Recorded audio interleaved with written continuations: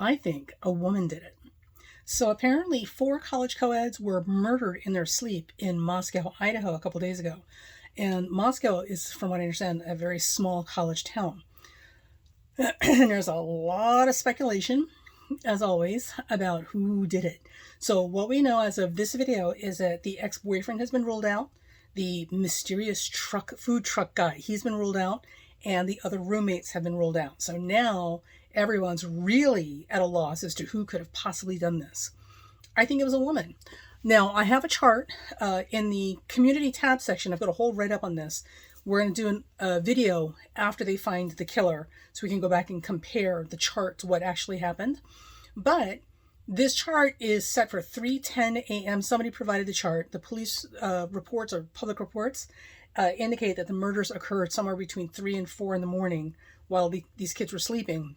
And of course, the 911 call didn't come until much later in the day when people realized something was wrong.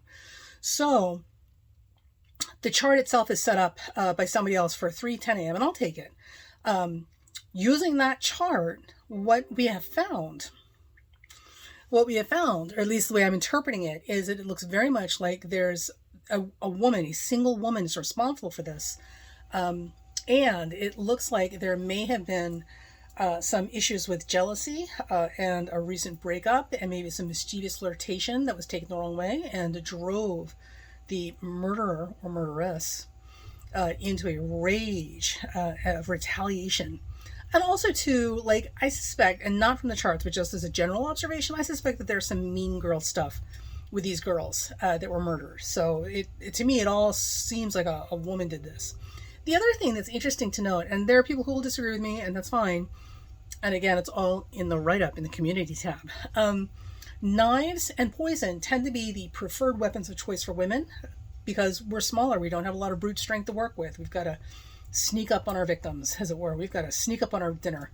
Men, on the other hand, tend to want to use a lot more brute force, a lot more brute strength to establish not only dominance, but also like the amount of physical rage. If women had the physical like build and strength and power that men do, and the testosterone fueling them, I'm certain they would be more likely to use things that require brute force to cause death, like fists, objects, guns, firearms, right? So those things, tend to be more of a man's domain. The other thing too is, my suspicion is because of the way it happened, I think it's a woman because if it were a man, and it were a crime of passion, right? Vindictive rage, kind of thing, revenge killing, how dare you leave me?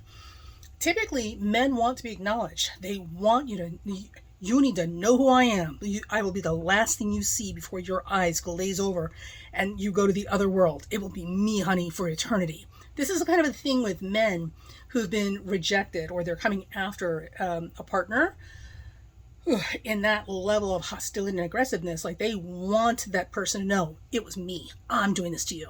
Right? And it doesn't matter if it's a person they're romantically involved with or this is a competitor for someone's affections. They're very much about you will know who I am.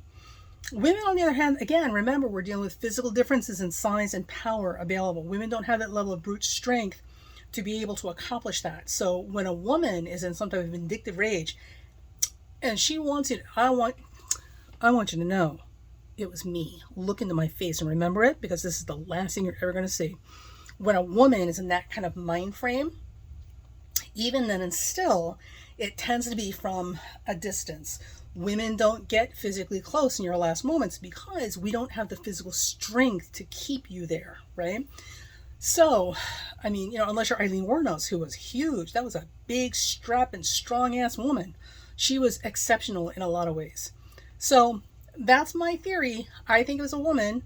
I think this was a revenge killing because of an ex-boyfriend and some girls flirting with him or him dating somebody else or something to that effect, like a love triangle thing. And also, I suspect there's some mean girl nonsense in here too. And if I'm reading this chart correctly, we should know something in a few days. This will all get cleared up really, really quickly. Now, mind you, I've been wrong. Usually about directions. I seem to get these cardinal directions backwards. But most of the time with the other details, I'm pretty much on. I'm getting them right. So the reason I'm putting this up here And because this chart is not about trying to figure out what direction the killer went or where is the killer, I put this chart up because I was listening to another astrologer, and all the astrologers were a buzz talking about this, right? Another astrologer has a completely different perspective on how to read this chart. So for the other astrologer, the first house is the victim and the seventh house is the actor. And I'm saying it's the exact opposite. The first house is the person initiating action and the seventh house is the victim.